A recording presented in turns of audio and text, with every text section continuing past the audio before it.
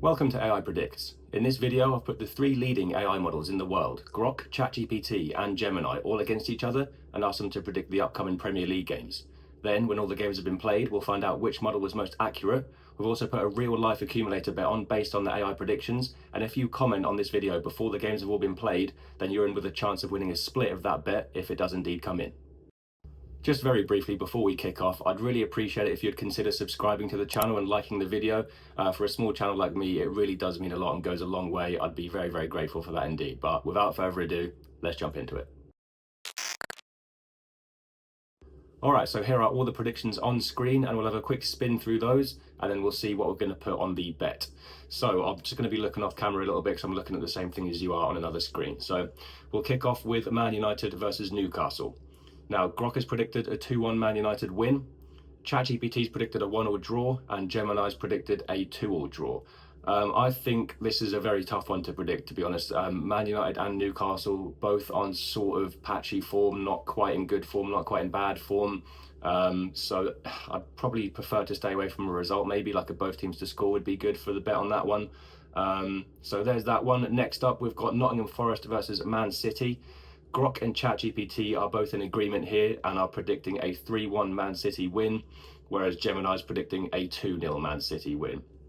So Man City are in really good form at the moment. They're chasing down Arsenal. They've smelt a little bit of blood in the water after Arsenal have slightly faltered recently. So they're only, I think, 3 points behind at the minute. And, you know, they're serial winners. They're good under pressure. Erling Haaland is in unbelievable form. Man City have got quite a few players in good form.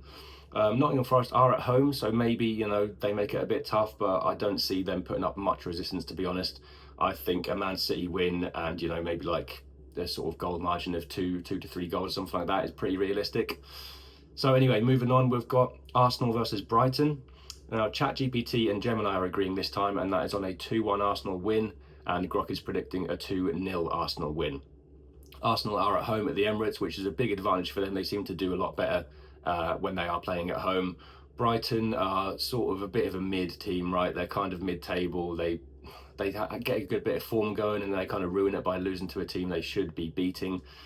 They've got some good attacking threat, you know, Mitoma and Minte. I don't know if Welbeck is fit or not, but, you know, they've got some good attacking players.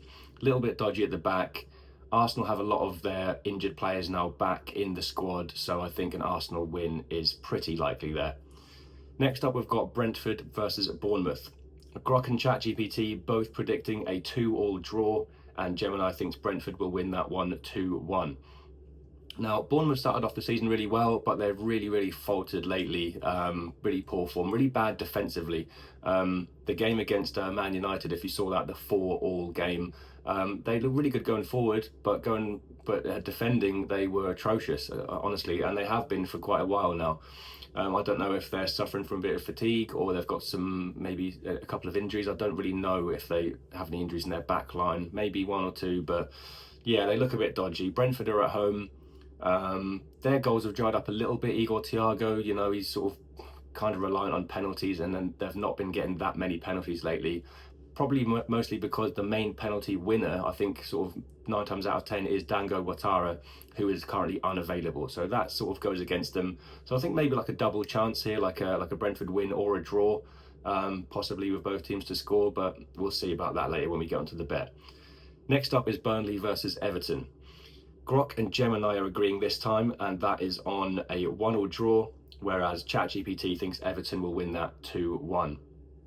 I think this will be a low-scoring game, if nothing else. Everton are slightly toothless going forward, although Burnley are pretty bad defensively.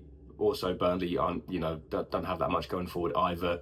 So, you know, Burnley at home, maybe that does throw a bit of a spanner in the works, but I would say Everton are probably the favourites to win, or, you know, at least be the stronger team.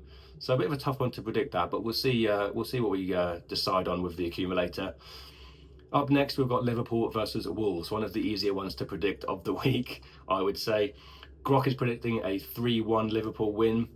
ChatGPT is predicting a 3-0 Liverpool win, and Gemini is predicting a 2-0 Liverpool win. So the overall consensus there is a Liverpool win, of course. Wolves on track to be the worst Premier League team ever, which is crazy to say. So yeah, I mean, a Liverpool's team that are very strong.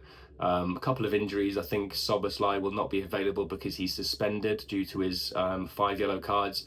Isak with a big injury looks like he might be out for weeks or months.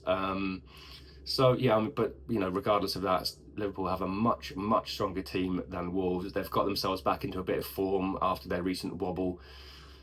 So yeah, I'd absolutely call this one a Liverpool win, and probably a pretty convincing one at that. Moving on, we've got West Ham versus Fulham.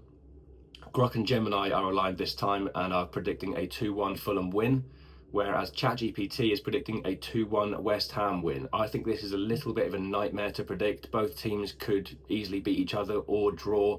I think it could be 0-0, it could be 3-2, it could be anything. I really don't know. So, maybe the through line here, what we can see from the models is both teams to score potentially. Also, sort of a pretty low scoring game, 3 goals or under. So maybe we'll consider that when we put the accumulator on. Up next, we've got Chelsea versus Aston Villa. Grok is going quite bold here actually and predicting a 3-2 Chelsea win. Now, the AI models don't normally predict sort of big score lines because, it's just going by probability and most likely outcome. So that's interesting. ChatGPT is predicting a 1-1 draw, and Gemini's predicting a 2-1 Aston Villa win. So in terms of results, we've got all bases covered there. Chelsea win, Villa win, and draw.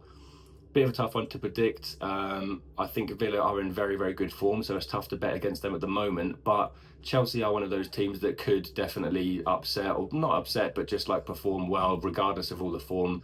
They've got Cole Palmer back now.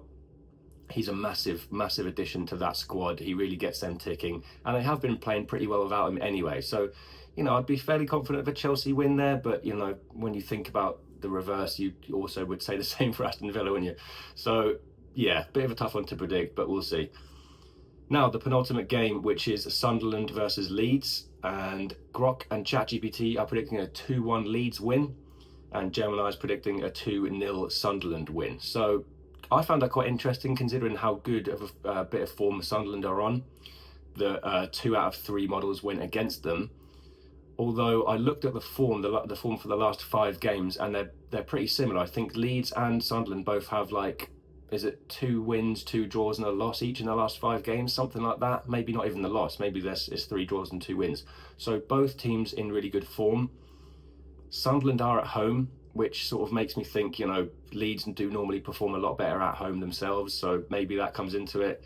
But yeah, it's a tough one. Both teams are very familiar with each other, so I think it'll probably be quite a closely contested game.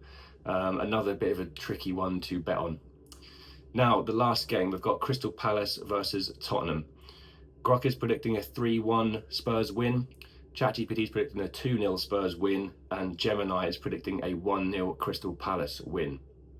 Both teams in very bad form. Could be a draw, this one. Could be a very tightly contested one where neither team really wants to slip down the league all that much. Tottenham being in 13th place, I think. Really bit of disappointing form lately, especially, with all this sort of positivity around the new manager, Thomas Frank, and he's not really been able to sort of solidify them, as it were. So there we go. There are the full set of predictions. Now let's move on to the interesting part, which is the bet. Okay, so here is the accumulator bet on screen. So I'll have a quick run through that and let you know sort of the rationale as to why we've picked it. Just to let you know quickly as well the details on exactly how this is going to work if the bet does come in. So like I said in the intro section, all you've got to do is comment, and that's basically your entry into this sort of competition, as it were. So if we just have one commenter on the video, say it's you watching this right now, and the bet comes in, then me and you will split that exactly in half, right down the middle, so we'll get half of the winnings each. If a second person comments, then we'll split that in thirds, so on and so forth, until it sort of becomes too many. I think we'll probably cap it at 5 commenters who are in with a chance of winning. So it's not going to be first come, first served. I'm just going to pick it randomly if it comes in. So get your comments in now, and you're in with a chance of winning a little bit of money. So yeah, let's run through it now. So the Man United Newcastle game, we've just got both teams to score. So as I said in the prediction section, I don't really fancy picking a result for this one. It's sort of really hard to predict. Man United are very unpredictable. Newcastle are in a very strange bit of form at the moment. They're sort of playing well, but not quite getting the results they want. So I think both teams to score is quite fair. They're both a little bit leaky defensively. Next up, we've got Man City versus Nottingham Forest, and we've got Man City to win and the amount of goals to be 2 to 4 in the game. I think that's fairly reasonable. I think Forest maybe score 1, but if they do, City score at least 2 or maybe 3. A 4-0 could be on the cards as well. So I think that's fairly likely to happen. Next up, for the Arsenal-Brighton game, we've just got Arsenal to win straight up. They're at home. They're a lot stronger of a team, so I think that just makes sense. For Brentford versus Bournemouth, we've got double chance, Brentford or a draw. So like I said, I think Brentford being at home gives them that little bit of an edge. Bournemouth are quite weak defensively, although, you know, they're quite good going forward. But I think Brentford are quite solid enough defensively to keep a lot of that out. Next up, we have got Burnley versus Everton, and as I said, I think this is going to be a sort of low-scoring game. So we've had the AI predict a draw and an Everton win, but Burnley are at home, and Everton can be a bit dodgy and unreliable. So I think I've gone for probably the most sensible one here to have under 2.5 goals. So the maximum goals in the game being 2. So on to the next one, we have got the Liverpool-Wolverhampton game. So I'll put a bet builder on this one because when, you know, games are so sort of heavily favoured in one direction, the odds aren't very good. So gone for a bet builder on this one, and we've got Liverpool to win, Hugo Ekitike to score or assist, and for there to be over 2 goals in the game. That came out at 10 to 11, which is, you know, not good, but like for an accumulator, it's not too bad. It's boosting that up a little bit. And I think that's pretty likely to happen. Hugo Ekitike will play, and he probably plays 90 minutes if you ask me, because of the Alexander Isak injury. So yeah, not too bad there, I think. West Ham versus Fulham. Like I said in the predictions section, that is a bit of a nightmare to predict this one. Who knows what's going to happen in this game? But I do think both teams will score. Both aren't very good defensively. They've got some good players going forward, some good creative players. Harry Wilson's on really good form lately. Jared Bowen's on really good form. So all that considered, I think both teams to score does make sense. Then we've got Chelsea versus Aston Villa. So I've done another bet builder here because it's a bit of a tough one to predict. The odds aren't that great. So we've got Cole Palmer to score or assist. Both teams to score and for there to be over 6 corners. I think this will be more of an attacking game than a battle of the defenses, or the defenses. I went American there for a little bit. So I think that's not too bad. I think Cole Palmer, you know, coming back into the team, I think they're all going to have a bit of a positive kick about them, you know, because he's just sort of in there in the middle. He makes things work. He makes the team sort of tick nicely. So I think that's not too far away from what will actually happen. Then we have got Sunderland versus Leeds, another bet builder I've done. I think you can do 4 bet builders per accumulator, so we're going to try and max that out every time. So I've got Brian Brobbey to have a shot, Calvert-Lewin to have a shot, and for there to be over 6 corners. Again, this is a tough one to predict. I'd rather stay away from predicting results or scores or anything like that. And I'm not even that confident that I've got the 2 strikers on there. You'll notice it's just have a shot, not even a shot on target, because I don't trust, especially Calvert-Lewin, to him to even have a shot on target, even being the number 9. So, you know, I think we've gone a little bit sensible and pragmatic there, but that might help us out. Then the last bet builder is for the Palace-Tottenham game. We've got Crystal Palace or Tottenham to win. So basically we're just saying that one or the other team will win. There won't be a draw. We've got the match goal range to be 1 to 5 goals. I mean, that's pretty big spread. So I just tucked that in there to sort of make the odds a little bit better. And then we've got Mohamed Kudus and Jean-Philippe Mateta each to have 1 shot. So there is the full bet. And for this one, because, you know, it's over Christmas, I thought we'd try and get us a nice Christmas present. So I've put a little bit more money on this one. I put a £5 on this accumulator, and you'll be able to see here that returns us £1,710.92, which is a lovely little prize there. That would be great to have over Christmas if we get lucky. So like I said, get those comments in and you're in with the chance of winning. You know, even that split in thirds, it's not bad at all. What's that off the top of my head? I think about 400, just over 400 quid each, something like that. No, it's more than that, isn't it? 500, just over 500 quid each, sorry. Bad maths there. So there we go, there is the bet. And I'll just quickly move on to another little section after this, which is just to show you exactly what the AI model said in like screenshot form, so you can kind of see that for yourselves. And I'll also describe exactly what the prompt is. All right, so here are all the predictions in their list form, just so you can see it for yourselves. The reason I don't put the prompt in the screenshot, I don't include it, is because it's sort of like a multi-layered approach. It's hard to just do it in one in one prompt, in one message. So what I do is I ask them to predict the upcoming, obviously for this example, Premier League games.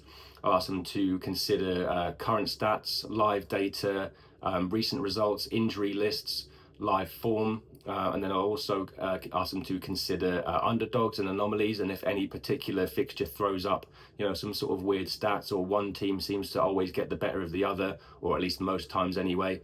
And then I'll ask the models to cross-reference all of that stuff, and then based, all that stuff considered, then what is the most likely outcome? So that is the prompt.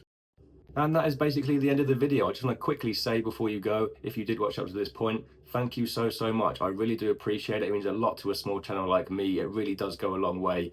And while you're here, if I could just ask you to subscribe to the channel and like the video if you haven't already, I'd be very grateful for that indeed. But in any event, thank you so much for watching. Take it easy, happy holidays, and I'll see you in the next one.